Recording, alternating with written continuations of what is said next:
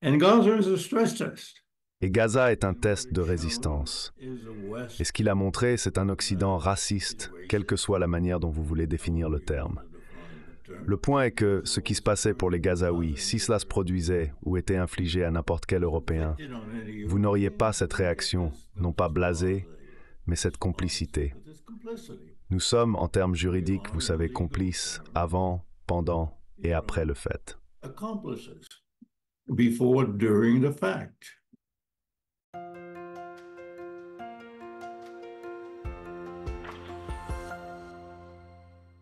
Hello everybody, this is Pascal from Neutrality Studies. Bonjour à tous, ici Pascal de Neutrality Studies.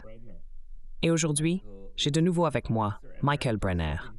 Michael est professeur émérite des affaires internationales à l'Université de Pittsburgh et membre du Centre pour les relations transatlantiques à Johns Hopkins. Il a récemment publié un essai intitulé « Le jugement de l'Occident », dont le lien se trouve ci-dessous, dans lequel il soutient que les deux défaites, la défaite militaire de l'Occident en Ukraine et la défaite morale de l'Occident à Gaza, auront des conséquences dévastatrices pour l'Occident collectif. Nous voulons discuter de cela aujourd'hui. Alors merci Michael d'être de nouveau en ligne. C'est un plaisir d'être avec vous, Pascal. Une fois de plus, je l'attends avec impatience. Alors, j'ai vraiment adoré votre article. J'ai juste aimé le lire et j'aimerais en discuter. Alors, permettez-moi de lire le paragraphe introductif parce que je pense qu'il est très puissant. Les dirigeants occidentaux vivent deux événements stupéfiants, la défaite en Ukraine et le génocide en Palestine. Le premier est humiliant, l'autre honteux. Pourtant, ils ne ressentent ni humiliation ni honte. Leurs actions montrent de manière éclatante que ces sentiments leur sont étrangers, incapables de pénétrer les barrières enracinées du dogme, de l'arrogance et des insécurités profondément ancrées. Ces dernières sont personnelles autant que politiques. Cela pose une énigme. Car par conséquent, l'Occident s'est engagé sur une voie de suicide collectif, suicide moral à Gaza, suicide diplomatique avec les fondations posées en Europe, au Moyen-Orient et à travers l'Eurasie, suicide économique avec le système financier mondial basé sur le dollar mis en péril et l'Europe en cours de désindustrialisation. Ce n'est pas un joli tableau. Étonnamment, cette autodestruction se produit en l'absence de tout traumatisme majeur, externe ou interne. Cela pose une énigme connexe. Parlons d'abord de la première énigme. Pourquoi l'Occident s'est-il engagé sur cette voie de suicide collectif?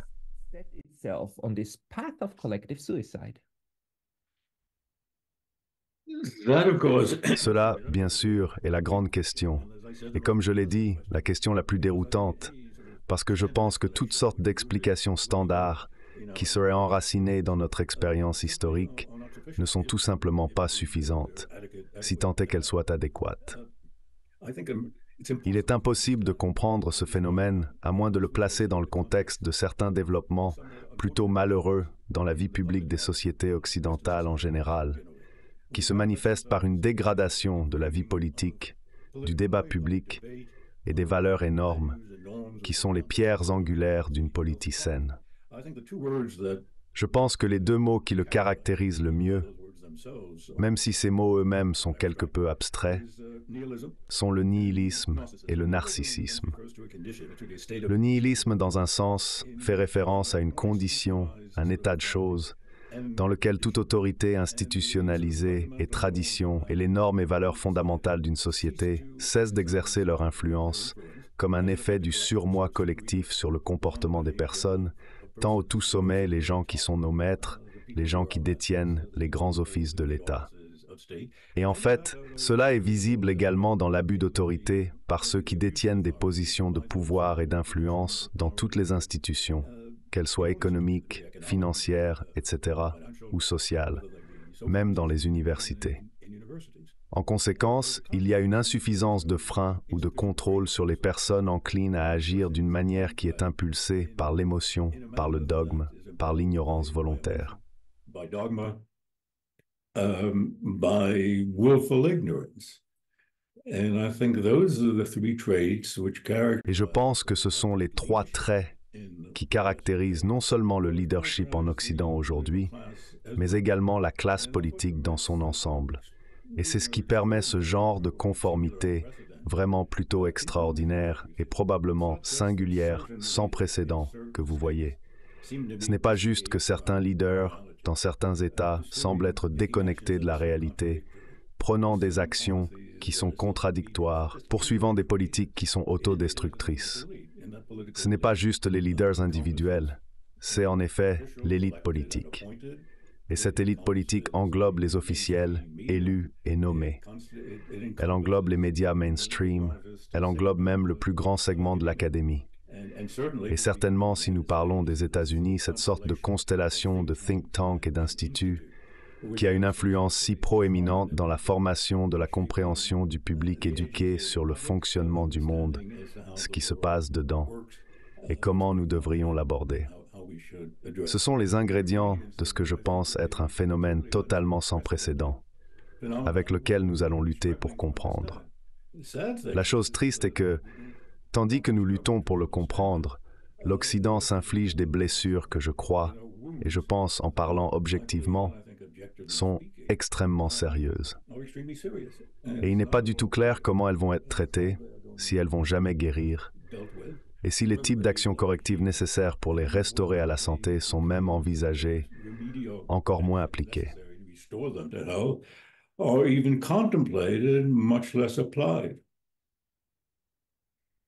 D'où pensez-vous que cela vient? Parce que je partage ce point de vue. Je veux dire, il est important pour nous de reconnaître que nous sommes dans la même bulle épistémique. Nous comprenons ce qui se passe en Ukraine et à Gaza dans les mêmes termes. Nous avons la même analyse sous-jacente, vous savez, le bon vieux réalisme.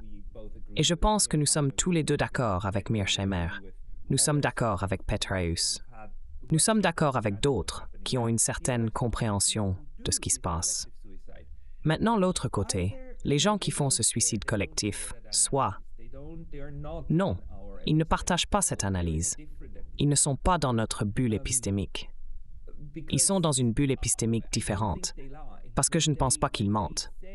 Quand ils disent « certaines choses sont clairement des mensonges », mais quand ils disent des choses comme « nous ne devons pas laisser la Russie gagner et nous devons soutenir l'Ukraine », surtout les trucs vides, le soutenir l'Ukraine ou le droit à l'autodéfense d'Israël et ainsi de suite, ce sont des coquilles vides. Mais ils les lancent. Et je pense vraiment que beaucoup de gens y croient. Certains pourraient mentir. D'autres ont avalé la pilule en entier. Oui. Comment pensez-vous que cela soit arrivé? Parce que je me souviens, il y avait un temps, j'en ai lu, quand l'Europe occidentale était plus pragmatique et réaliste. Vous savez, quand les Allemands faisaient l'Ostpolitik et essayaient de s'entendre avec les Russes, quand les dirigeants mondiaux s'engageaient réellement dans le processus d'Oslo afin d'arriver à une solution à deux États. Et vous savez, cela semble être révolu. Alors, comment en sommes-nous arrivés là?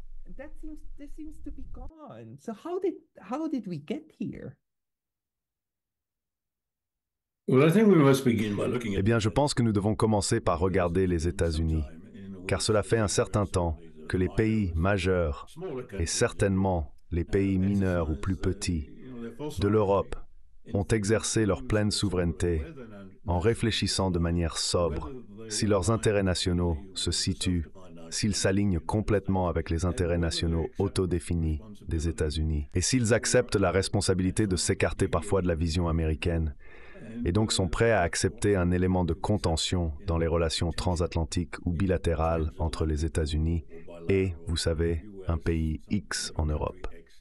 Je veux dire, la vérité est qu'après 70, 75, ou que sommes-nous, 69 ans après la fin de la Seconde Guerre mondiale, nous vivons encore, je pense, tempéramentalement et émotionnellement dans l'ère d'après-guerre, dans la mesure où l'Europe dépend de manière non naturelle des États-Unis, pas tant, franchement, pour sa sécurité et sa défense, car objectivement parlant, il n'y a pas de menace manifeste pour l'Europe. Tout ce discours sur Poutine voulant laver ses bottes dans la Manche est purement absurde. C'est fabriqué. Il n'y a pas un iota de preuve pour le substancier. Mais plutôt, je pense que nous devons le regarder en termes psychologiques. C'est la relation de dépendance classique dans laquelle les États-Unis sont la partie supérieure et les Européens sont les subordonnés et volontairement subordonnés, ce qui les dispense du besoin, de la responsabilité, des peines, de réfléchir à ces questions de conséquences et de mener leurs propres relations extérieures, diplomatie, avec le monde.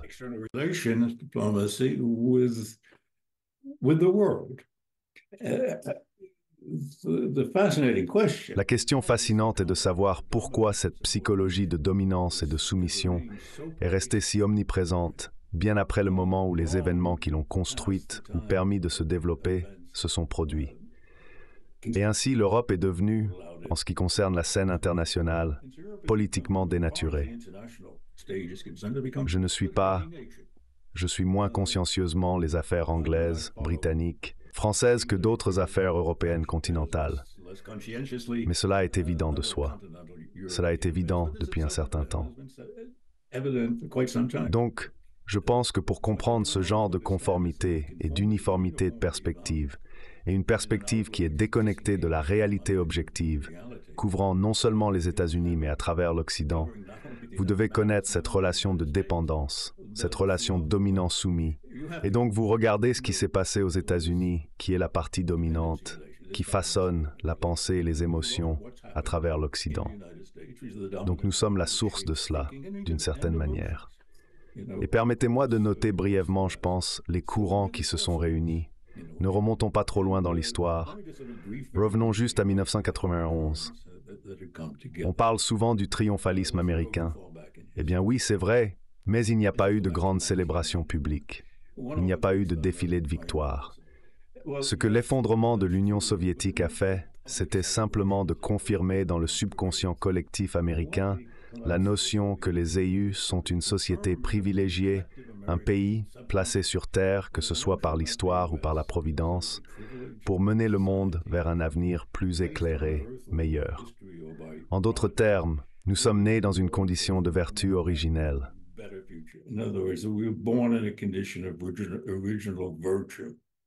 Et la croyance messianique, n'est-ce pas? Que c'est la manière de procéder et que tout le monde doit simplement propager la bonne parole à ce sujet. Eh bien, il existe deux versions de cela, ou deux manières de traiter avec le monde qui se sont affrontées, ou du moins l'ont fait pendant une grande partie de notre histoire. Et cela repose sur la question de savoir si les États-Unis accomplissent leur destin en tant que modèle ou en tant qu'agent. Et ce fut un grand débat tout au long du 19e siècle. Et il y avait ceux qui l'ont commenté assez directement, comme John Quincy Adams, qui a écrit un passage célèbre dans ses remarques, que nous sommes les bienveillants envers les forces du bien dans le monde, mais nous ne sommes pas là pour prendre les armes et soutenir, bien sûr. Oui, l'Amérique ne partira pas à l'étranger à la recherche de monstres à détruire. Oui, très bien. J'ai oublié les mots exacts. Cela a commencé à changer lorsque les États-Unis d'abord sont devenus plus forts, devenant la puissance industrielle dominante au début du 19e siècle. Bien sûr, les premiers signes étaient, eh bien, la destinée manifeste est l'une des conséquences ou l'une des manifestations de cette attitude. La destinée manifeste faisait référence à l'idée qui était presque universellement acceptée dès la première moitié du 19e siècle, que les États-Unis étaient destinés à couvrir l'ensemble du territoire de l'Amérique du Nord, ou du moins au sud du Canada, entre l'Atlantique et le Pacifique. Et c'est ce qui a conduit à l'expansion. C'est ce qui a conduit à la guerre de 1848 avec le Mexique, qui était une guerre classique d'impérialisme, s'emparant de tous ces vastes territoires qui étaient légitimement et légalement mexicains. Au XXe siècle, cette tension entre ceux qui voulaient que les États-Unis soient un agent et ceux qui voulaient que les États-Unis limitent leur rôle à être un modèle pour le monde a pris une forme quelque peu différente. C'était un débat entre les internationalistes et les isolationnistes qui a été réglé par la Seconde Guerre mondiale. Il n'y avait plus d'isolationnistes après la Seconde Guerre mondiale et il n'y a pas d'isolationnistes maintenant. malgré une utilisation plutôt promiscue du terme. Donc, je suppose que le premier point est que 1991 a renforcé et confirmé cette croyance qui est enracinée dans la conscience américaine, tant chez les individus que bien sûr collectivement.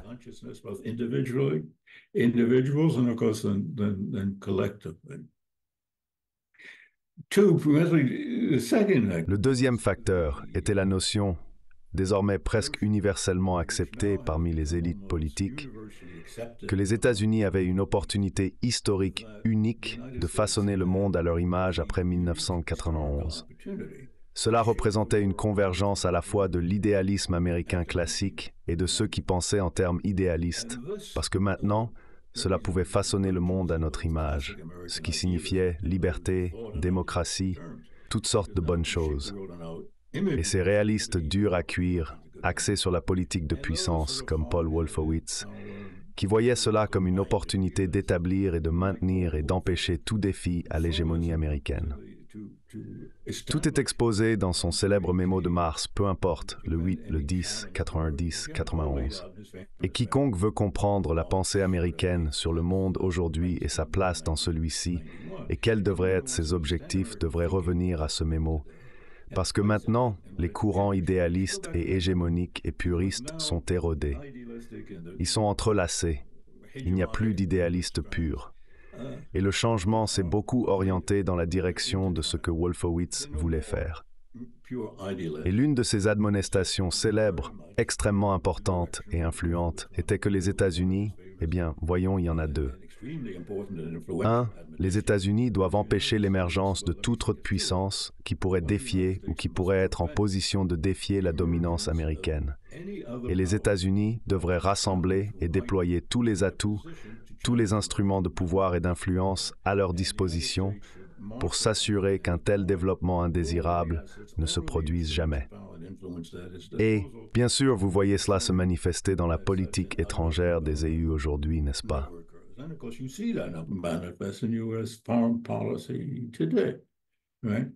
C'est ce que Henry Kissinger appelle la domination à spectre complet. En termes militaires, il y a eu une dominance totale dans chaque région du monde. Et cela a fourni le stimulus pour que les États-Unis construisent cette sorte de galaxie de bases partout, ce qui a continué. Nous avons maintenant des bases sous une forme ou une autre, je ne sais pas quel est le dernier décompte, 82 ou peut-être 109 pays, et une compulsion à les construire, à les maintenir et à essayer d'exercer de l'influence. Et juste une autre rapide élaboration sur le premier point. L'admonestation de Wolfowitz est ce qui motive l'hostilité actuelle envers la Chine, envers la Russie, envers l'Iran et envers toutes sortes de petits acteurs, tout le monde, de le Venezuela et le Nicaragua à Cuba, à la Syrie, à la Libye, pré-révolutionnaire, etc. Et ce type d'agressivité est devenu le trait caractéristique, le trait signature des relations étrangères américaines. Et c'est ce qui le motive. Allez-y, s'il vous plaît. Go ahead, please, Pascal. Thank you. There is this. Merci. Vous savez, il y a cette tendance à attribuer le militarisme et l'expansion de l'Empire, etc., au complexe militaro-industriel, ou aux médias, ou à certains politiciens. Mais ce qui est intéressant, c'est que tout cela combiné trouve ensuite, bien sûr, un abri dans cette manière de penser messianique, n'est-ce pas, qui souvent est ensuite défendue par certains politiciens, etc. Et cela joue alors dans tout le système. Ce que vous soulignez, et votre utilisation du terme idéalisme, est assez intéressante. Et la semaine prochaine, je vais interviewer 2 chercheurs qui ont écrit un très bon article sur George Washington, qui aujourd'hui serait appelé un isolationniste. À l'époque, bien sûr, il était l'homme d'État américain qui tentait de contraindre Jefferson en disant « Genre, mec, on n'essaie pas de s'aventurer dans ces affaires européennes. Laissons ces idiots se tuer entre eux. Nous allons faire sur notre continent ce que nous devons faire. » Idiots kill themselves, we're going to do on our continent what we need to do. And there was always this tendency. Et il y avait toujours ces tendances, ce que vous venez de décrire, entre les idéalistes qui veulent s'accrocher à une grande narration sur ce que l'humanité devrait être, puis la diffuser, et ceux qui veulent la contraindre. Et juste une chose de plus, ces personnes ne se seraient jamais décrites comme isolationnistes. Jamais, même avant la Seconde Guerre mondiale. Ils se sont toujours décrits comme neutralistes ou neutres. Ceux qui voulaient que les États-Unis restent neutres. Le terme isolationniste est en lui-même une invention de l'après-Seconde Guerre mondiale pour discréditer ces personnes. Il y a un magnifique essai, une belle pièce historique à ce sujet, par une grande historienne, j'ai oublié son nom, de Boston. Vous savez comment cela leur est attribué après coup. Mais cette tendance semble être là. Et ce tandem, même les retenus, n'était jamais contre la guerre avec les tribus natives. Washington était très favorable à cela et à construire la nation sur la base d'une armée forte. Et il me semble que les États-Unis, ces deux forces, vont de pair et construisent en fait ce que nous voyons maintenant. L'idée est, je veux dire, vous avez absolument raison. Cette divergence est apparue pour la première fois à l'époque de la Révolution française. Oui, oui. Jefferson, que vous citez, il était très sympathique. Il voulait que les États-Unis soutiennent, à cette époque, je voulais dire simplement de manière rhétorique et politique, les forces révolutionnaires. Et bien sûr, il y avait une certaine quantité de postures à ce sujet. D'une certaine manière, si vous voulez faire une comparaison très approximative, Jefferson était l'Emmanuel Macron de son époque. Pas très flatteur pour Jefferson, n'est-ce pas?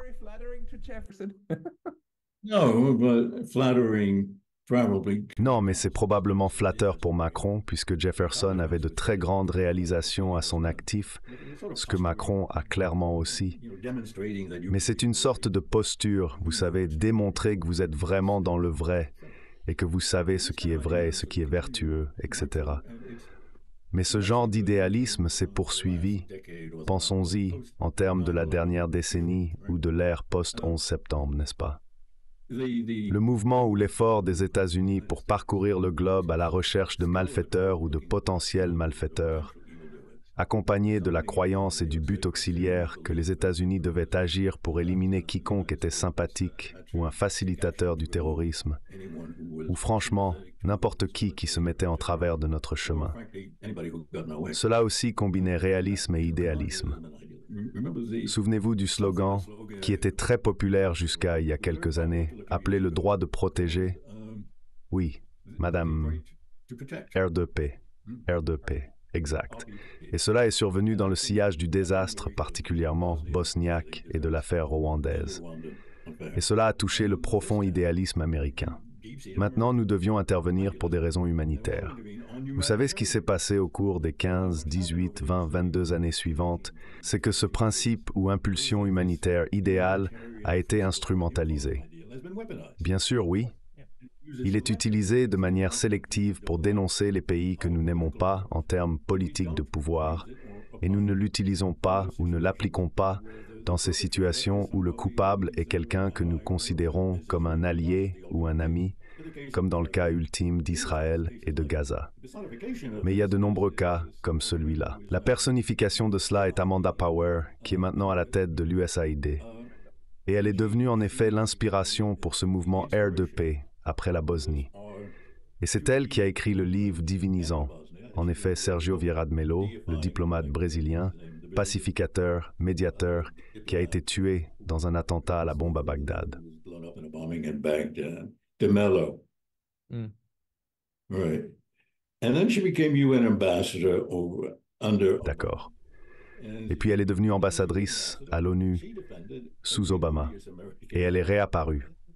En tant qu'ambassadrice à l'ONU, elle a défendu chaque allié américain odieux et s'est concentrée sur l'attaque avec véhémence des Chinois à cause de ce qui se passe dans la province du Xinjiang, etc. Ainsi, l'idéalisme authentique, qui a été, comme vous venez de le dire, un courant très fort dans la pensée américaine et l'image de soi américaine, etc., a été absorbé et est devenu juste un soutien pour ce qui est une politique étrangère très directe et onéreuse de domination. C'est là où nous en sommes maintenant. Pourquoi ne pas simplement en rester là? Well, why don't we just leave it there? Ce qui m'intéresse, c'est que beaucoup d'Européens aiment cela. Ils aiment cela chez les élites. Je veux dire, les satellites sont maintenant tellement intégrés qu'ils ne suivent pas seulement parce qu'ils le doivent. Ce n'est pas parce qu'une arme est pointée sur eux. C'est parce qu'une bonne partie de l'élite a avalé la pilule en entier. C'était tellement intéressant. Hier, j'ai eu une discussion avec un historien suisse. Le gars déteste mes tripes. Ou, il déteste beaucoup mes opinions. Donc, il n'appartient pas à notre bulle épistémique. Il appartient vraiment à l'autre. Et quand je souligne toutes ces contradictions dans le récit général, comme d'une part, une grande force humanitaire, comme la RDP, est tout pour l'humanité, et nous devons protéger les Ouïghours au Xinjiang et ainsi de suite. Mais ensuite, vous avez ce problème qu'il y avait un soutien complet de la part des États-Unis et des Européens pour l'Arabie saoudite, un régime qui décapite littéralement des dizaines de personnes chaque année. Alors, la réponse à cela est, regardez, juste parce que nous ne pouvons pas, nous ne sommes pas capables d'arrêter certains malfaiteurs.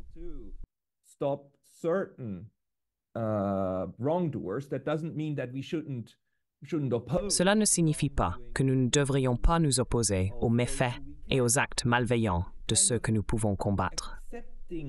C'est un peu comme accepter qu'il y a des réalités géopolitiques pour lesquelles nous ne pouvons pas appliquer nos principes à un ensemble d'États, mais que nous devrions absolument les utiliser comme une arme contre ceux avec qui nous ne voulons pas être amis. Cela m'a fasciné parce qu'ils doivent résoudre ce problème, n'est-ce pas? Et cette hypocrisie. Et c'est pourquoi vous avez souligné, vous savez, la défaite morale, n'est-ce pas? Je veux dire, l'Arabie saoudite pourrait encore être ignorée. Et les autres types de soutien aux régimes autocratiques et ouvertement dictatoriaux, ceux-là pourraient encore être ignorés. Mais ce que nous ne pouvons plus ignorer, le monde ne peut plus ignorer Gaza. Exact. Gaza met tout à nu. Tout est ouvert pour que tout le monde voit que tout le spectacle autour des droits de l'homme, même si certaines personnes y croient fermement. Et je pense vraiment que les droits de l'homme sont une excellente idée et nous ne devrions pas du tout nous en débarrasser. Ils sont une bonne idée, mais ils ont été utilisés comme une arme, au point où ils ne sont juste qu'un autre instrument dans la boîte à outils de l'hégémonie.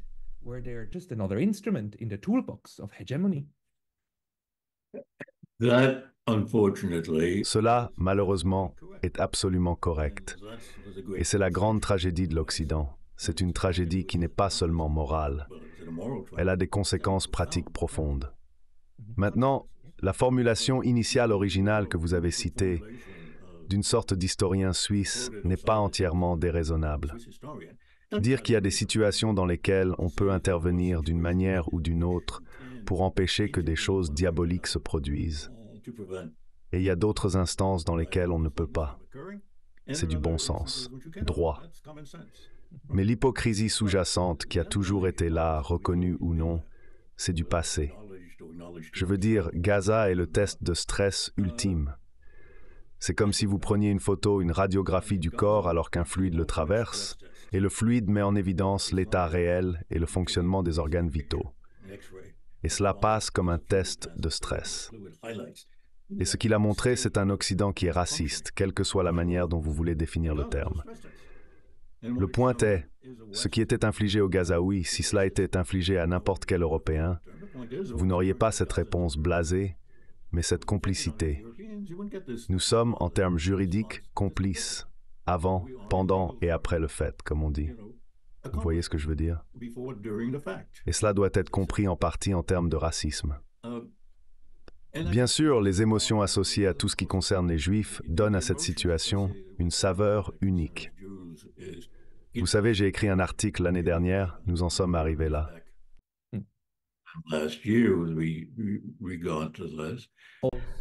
Menturisman de Gumazg Boken. Emetuvli. Oh, great.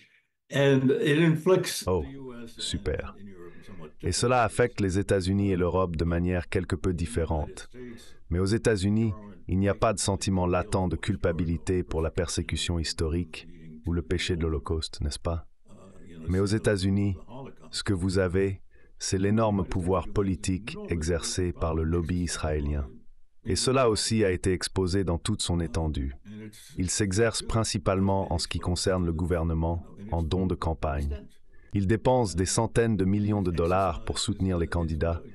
Et il s'avère, eh bien, vous pouvez acheter un membre du Congrès américain à un prix vraiment assez raisonnable. Et vous pouvez acheter un sénateur américain à ce prix, plus un certain supplément. Bien sûr, les sénateurs doivent se présenter à la réélection tous les 6 ans, plutôt que tous les 2 ans, comme le font les membres de la Chambre des représentants, n'est-ce pas? Les dons doivent être un peu plus importants. Vous n'avez pas à l'air aussi souvent. C'est la même chose.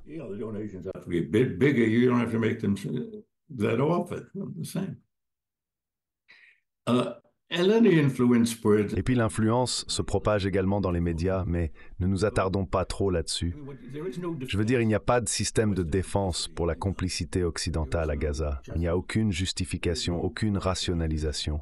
C'est une vérité brutale, convaincante. Et les 2/3 du monde la voient exactement de cette manière. Cela est en partie dû à l'orgueil de l'Occident, qui est associé à une histoire de colonialisme, qui à son tour est associé au racisme ou à des attitudes racistes.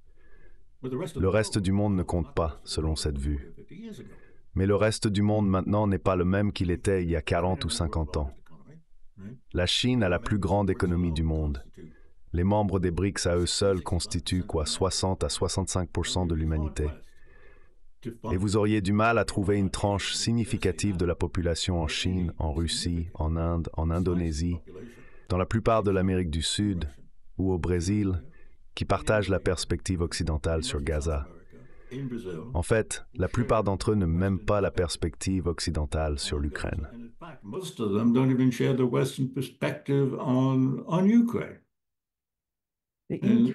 Vous avez absolument raison.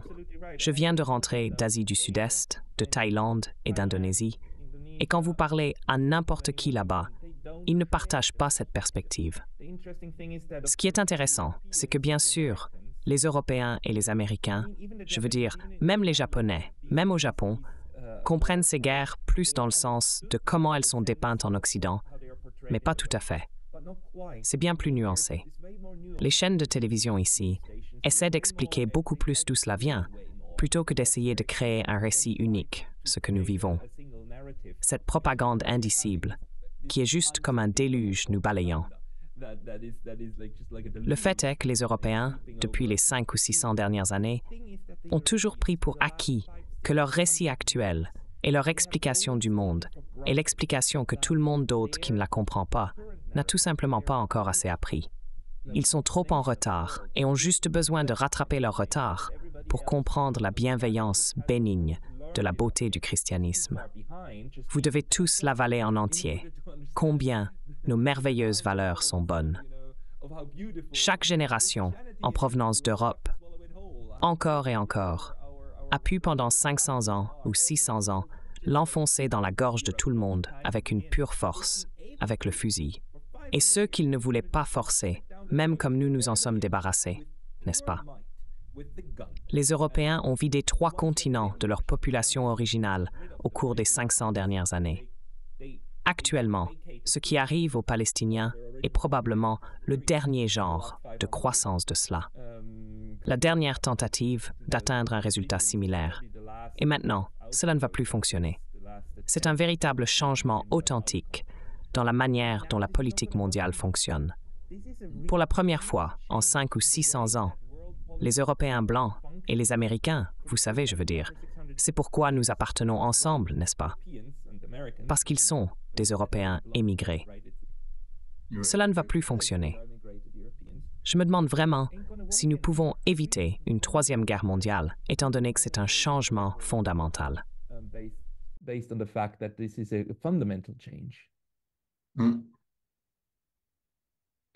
Eh bien, vous avez absolument raison. Et vous l'avez dit avec concision et de manière très articulée. Je pense que c'est un cas où le terme de menace existentielle ne s'applique pas. Je veux dire, la menace n'est pas que la Russie va, vous savez, déferler sur l'Europe jusqu'à Calais et absorber tous ces immigrants illégaux qui posent tant de problèmes aux gens dans la région de Calais.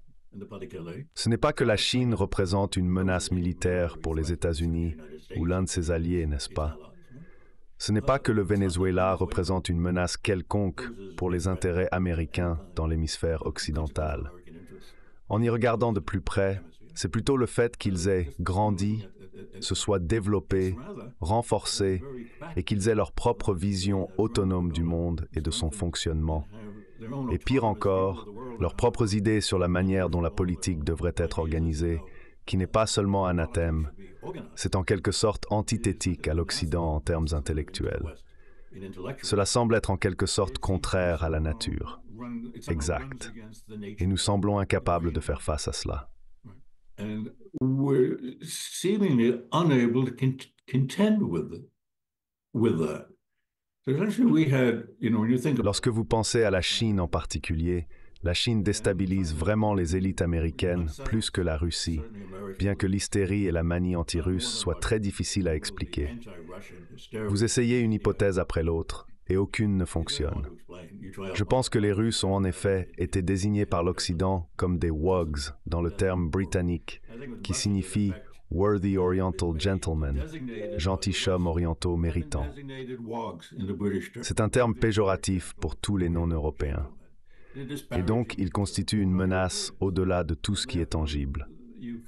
Vous pouvez les insulter verbalement et justifier le fait d'essayer de les isoler, comme nous l'avons fait depuis 1991. Ici, je parle de la Russie, pas de l'Union soviétique, parce qu'ils ne sont pas nous. Vous leur niez leur statut d'Européens, vous les traitez comme des WOGs. Et si vous regardez le venin et la véhémence dirigée, par exemple, contre Vladimir Poutine, quoi que vous pensiez de lui, vous pouvez être en désaccord, vous pouvez critiquer tout ce qu'il a fait. Il n'est pas du tout la personne caricaturale telle qu'elle est dépeinte, non seulement dans les médias de masse, mais par les chefs d'État américains et européens. C'est une absurdité totale. Vous savez, Hillary Clinton l'appelle Hitler. utter absurdity. Hillary Clinton calls him Hitler. Yeah, but because you need him to be. Ouais, mais parce que vous avez besoin qu'il soit Hitler, vous avez besoin qu'il soit le mal absolu, afin de justifier le fait de lui lancer tout ce que vous pouvez, n'est-ce pas? Vous le traitez comme le mal absolu. Cela fait partie de la diabolisation de l'autre. Je veux dire, il mérite d'être blâmé pour certaines choses, mais il est ridiculement accusé de tout. Et c'est ridicule.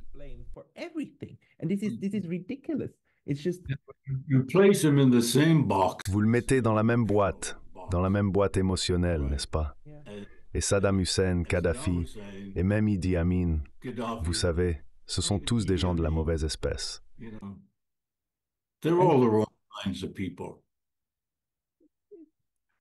La chose est que, ce que cela fait, bien sûr, c'est que si Poutine est Hitler, alors la seule solution est d'aller à Berlin ou d'aller à Moscou et de le bombarder hors du bunker du Führer, n'est-ce pas? C'est la triste chose que cette rhétorique fait. Et bien sûr, comme le Führer, ce n'étaient pas les Américains qui l'ont bombardé hors du bunker. C'était en fait les Soviétiques, n'est-ce pas?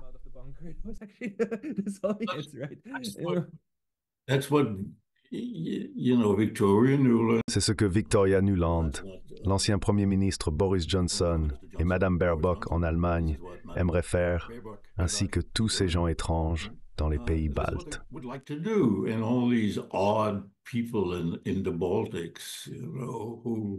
Et c'est ce qu'ils ont fait avec Hussein, n'est-ce pas? Je veux dire, Hillary Clinton a déclaré publiquement « Nous sommes venus, nous avons vu, il est mort ». Ou était-ce à propos de Kadhafi? C'était Kadhafi. C'était Kadhafi. Elle riait. Elle était comme « Ah, ah, ah, vous êtes une personne méprisable ».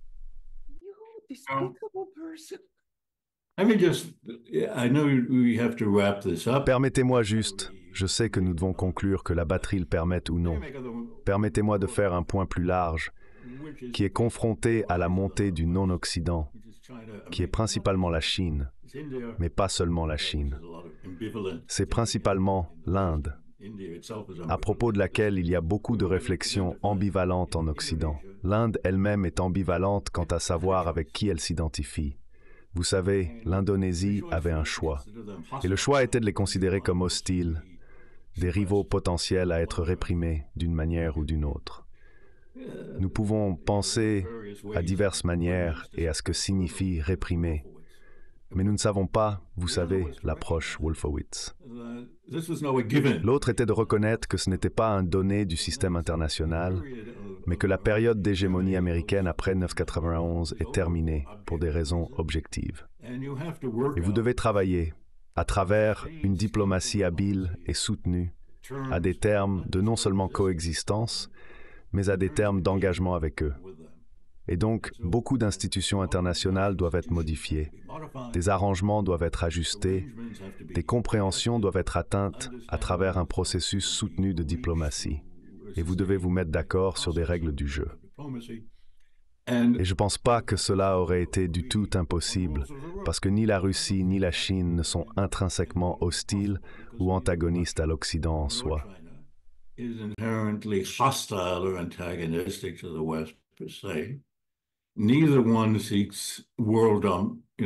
Aucun des deux ne cherche à dominer le monde. Et je pense qu'un président américain vraiment clairvoyant commencerait ce processus. En effet, la pierre angulaire serait un concert bienveillant, pas comme le concert de Vienne, destiné à réprimer et à fournir un soutien mutuel en cas de révolution sociopolitique, mais simplement une réunion informelle, pour développer une compréhension commune de ce qu'est la structure du monde aujourd'hui et comment opérer à l'intérieur de celle-ci, comment se conduire à l'intérieur de celle-ci. Et cela serait comme le noyau doux d'un concert beaucoup plus large qui impliquerait toutes les grandes nations, l'Europe, le Japon, le Brésil, l'Indonésie et certainement l'Inde. Il y avait, je pense, une opportunité de le faire, pas juste pour la raison négative que ni l'une ni l'autre des deux grandes puissances non occidentales, la Russie ou la Chine, ne nourrit d'ambition de régner sur le monde. Mais pensez à avoir des leaders en Poutine et Xi, uniques en leur genre, par le tempérament, l'intellect et la perspective pour s'engager dans ce processus. Ils exercent également un contrôle politique sur leur propre pays à un degré exceptionnel. Ils n'allaient pas disparaître.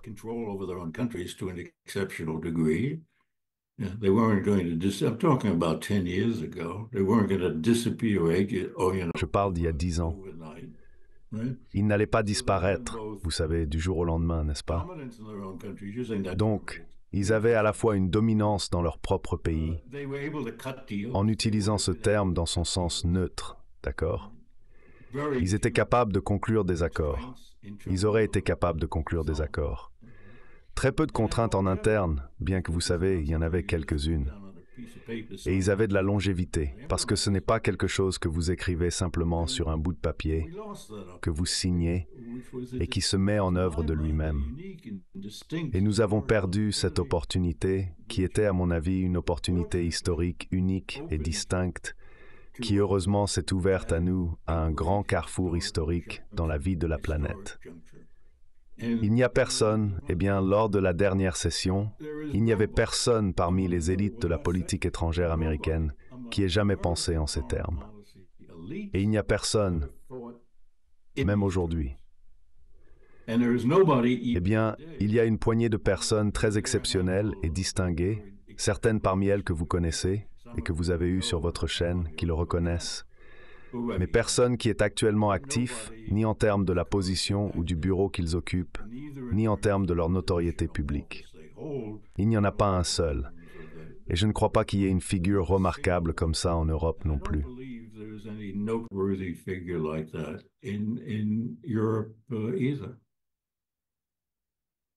J'ai parlé à et étudié trop de grands diplomates américains, en particulier ceux du département d'État, et d'intellectuels, pour croire qu'il n'y en aura pas un autre, ou un groupe qui réapparaîtra. Ils reviendront. Nous avons une histoire de réussite à faire ce que vous venez de décrire, puis à utiliser un moment clé. En 1975, nous avons eu la conférence sur la sécurité et la coopération en Europe, avec 50 États, y compris l'Union soviétique et les États-Unis, signant un accord, une compréhension commune de comment créer une sécurité commune. Nous pouvons réussir la même chose à nouveau, à un niveau mondial, une conférence pour la sécurité et la coopération. Nous pouvons y arriver. Nous devons juste espérer que des personnes émergeront qui le voient également ainsi en Occident. Et c'est une belle manière de terminer, en fait. Je souhaite partager votre optimisme. Ce n'est pas le cas pour deux raisons. Premièrement, je regarde lequel de nos deux concurrents sera le prochain président des États-Unis. Et deuxièmement, je vis au Texas. And two, I live in Texas.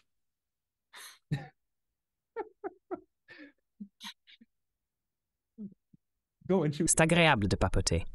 Michael, merci beaucoup pour ton temps. Merci encore pour l'opportunité de parler avec vous. Cela résonne chaque fois que le public clique au bon endroit. Merci, Michael. Un bis.